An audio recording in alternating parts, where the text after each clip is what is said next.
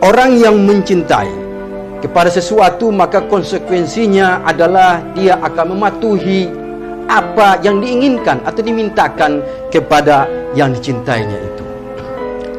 Itu pun tidak terlepas dengan setiap pribadi muslim yang mencintai Al-Quran.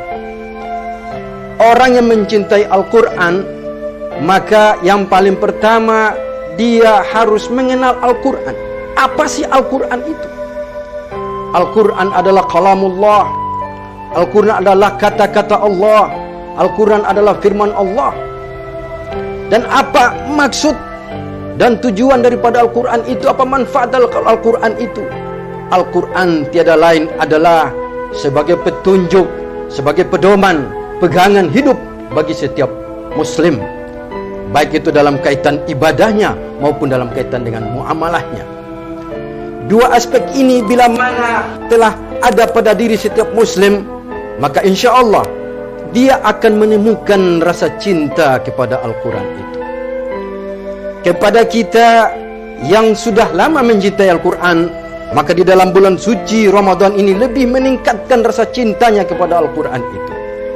Kepada kita yang baru memulai Al-Quran, memulai mencintai Al-Quran, terlebih di dalam bulan tarbiyah ini, bulan Ramadan ini, mari kita mulai mengenal, mulai memahami, mulai mendalami Al-Quran itu melalui tadarusan, baik itu di masjid atau di rumah, sehingga nanti kemudian kita mulai satu persatu mau mengamalkan, menghayatinya, mendalaminya, dan mengaplikasikan nilai-nilai Al-Quran dalam kehidupan kita sehari-hari.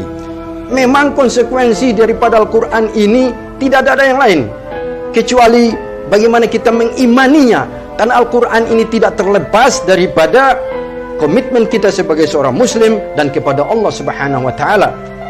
Bisa saja di dalam bulan Ramadan ini kita bisa menghatamkan 30 juz atau mungkin lebih, atau mungkin kalau belum mampu, tetapi setidaknya di dalam bulan suci Ramadan ini kita mulai memperdalam, mengenal Al-Quran ini, memperdalam, memahami Al-Quran ini.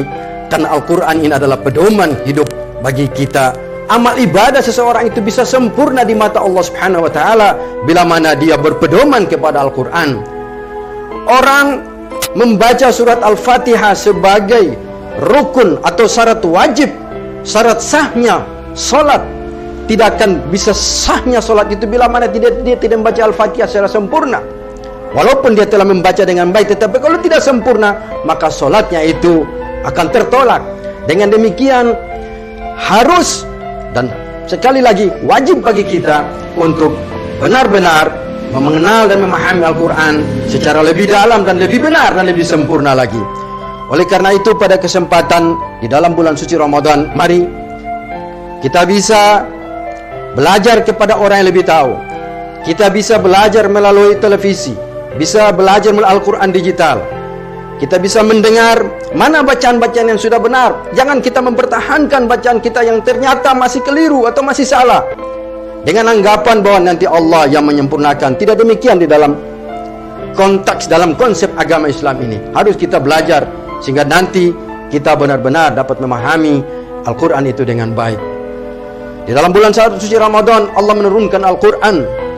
Syahrul Ramadan alladzi unzila fihil Quran hudal linnas wa bayyinatin minal huda wal furqan. Di dalam bulan suci Ramadan ini Allah menurunkan Al-Quran. Al-Quran sebagai petunjuk dan penjelasan-penjelasan atas petunjuk itu, dan sebagai pembeda mana yang baik dan mana yang tidak baik, mana yang benar dan mana yang salah. Karena itu mari kaum muslimin, para pelaksana ibadah puasa di dalam bulan suci Ramadan, kita lebih giat lagi memperdalam Al-Quran dan lebih sungguh-sungguh dan lebih kokoh lagi untuk menghunjam hati kita ini untuk mencintai Al-Quranul Karim. Tak lepas juga dengan hadis-hadis Rasulullah SAW atau sunnatullah dan sunnatul Rasul, kedua-duanya harus kita mencintainya.